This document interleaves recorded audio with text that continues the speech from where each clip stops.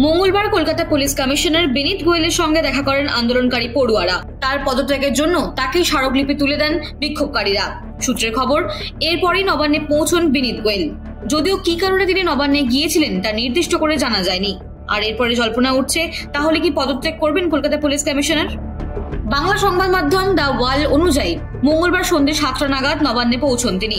যদিও সেই সময় মুখ্যমন্ত্রী মমতা বন্দ্যোপাধ্যায়ের সঙ্গে তার দেখা হয়েছে কিনা সে বিষয়ে স্পষ্ট জানা যায়নি। তবে স্বরাষ্ট্র সচিব নন্দিনী চক্রবর্তীর সঙ্গে দেখা হয়েছে তার। এদিকে নবান্নে যাওয়ার পরেই জল্পনা শুরু হয়েছে বিনীত গোয়েলের পদত্যাগ নিয়ে। একাংশের মতে, আন্দোলনরত চিকিৎসকরা যে স্মারকলিপি জমা দিয়েছেন সেই বিষয়ে আলোচনা করতেই নবান্নে যেতে পারেন তিনি। যদিও অন্য অংশের ধারণা, কলকাতা পুলিশ কমিশনার বিভিন্ন কাজে নবান্নে যাওয়াটাই স্বাভাবিক। সে কারণে মঙ্গলবার রাতেও তিনি সেখানে গিয়েছিলেন। তৃণমূলের ঘরোয়া আলোচনায় বিনীত গোয়েল প্রসঙ্গ উঠে এসেছে বলে দ্য ওয়ালের প্রতিবেদনে উল্লেখ করা হয়েছে। রাজ্য স্তরের এক নেতা জানিয়েছেন, কলকাতা পুলিশ কমিশনারের হাতে তারই পদত্যাগের জন্য স্মারকলিপি জমা দেওয়ার বিষয়টি বেনজির। এর ফলে রাজ্য সরকারের অন্দরে বেশ অস্বস্তি তৈরি হয়েছে।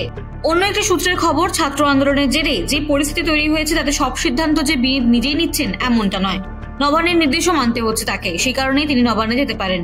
অন্যদিকে বৃহস্পতিবার আরজি কর নিয়ে সুপ্রিম কোর্টে শুনানি রয়েছে। তার আগেই বুধবার অর্থাৎ আজ নবান্ন কোনো বড় সিদ্ধান্ত নেয় কিনা সেটাই এখন দেখার।